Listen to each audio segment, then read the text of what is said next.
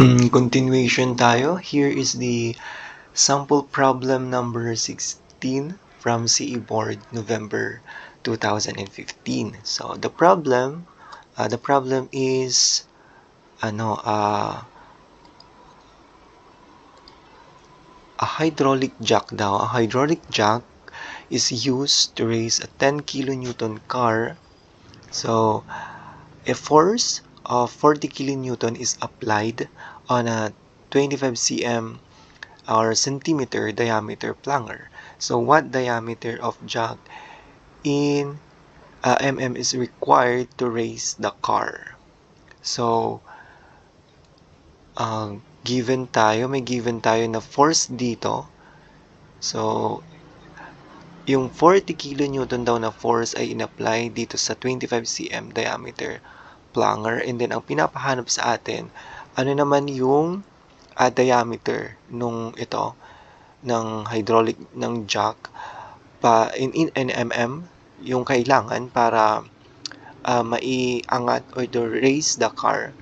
So yung car is 10 kilonewton. So una, yung formula natin, 'di ba? Force tayo. So force, so pressure is equal to, 'di ba, may formula tayo na pressure is equal to 'di ba, force, ayan, force over area, 'di ba? So, una kunin muna natin yung ito, pressure dito sa 40 kilonewton.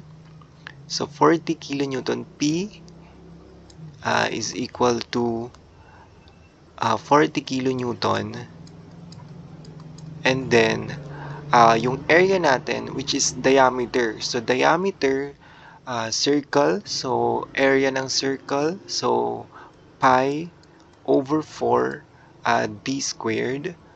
Pi over 4 d squared siya, so 25 cm squared. And ang makukuha natin na pressure dyan is 40 divided by pi over 4 times 25 squared. So it's 0.08142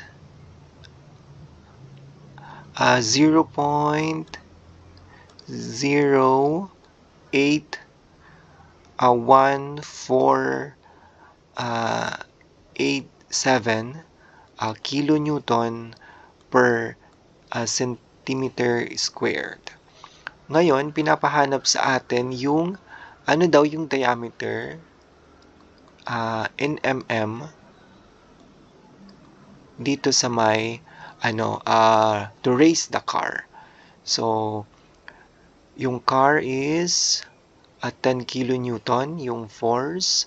So gamitin ulit natin, P or the pressure is equal to force over area, which is gamitin natin itong pressure na nakuha natin dito sa may 40 kilonewton na 0.081487 kilonewton per centimeter squared is equal to, so 10 kilonewton, and then para mahanap natin yung diameter, so diameter ulit, so pi over 4 yung area, pi over 4 d squared, so ito ilabas natin tong d squared. So d squared is equal to 10 kilonewton divided by 0.08147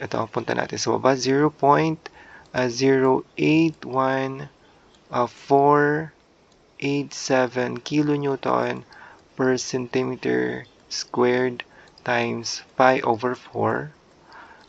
So square root, so para hindi na kami shift solve.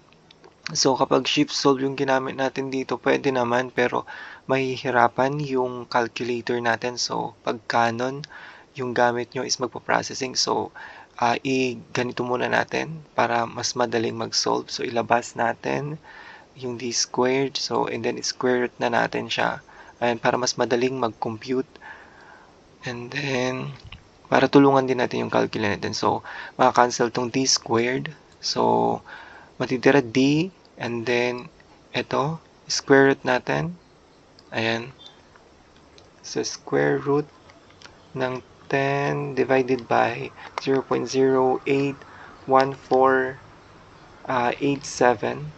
times pi over 4. So, yung answer natin is 12.5. 12.5. So, maka-cancel to kilonewton.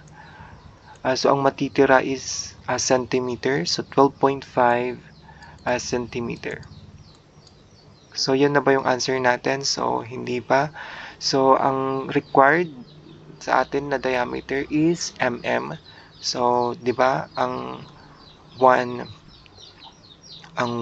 centimeter is equivalent to 10 mm, 'di ba? Yan. So, ang answer natin in mm is at 125 or 125 mm. So, that would be the diameter na required doon sa jack to raise the car. So, 125 mm. Ayan. So, yan yung final answer natin for sample problem number 16.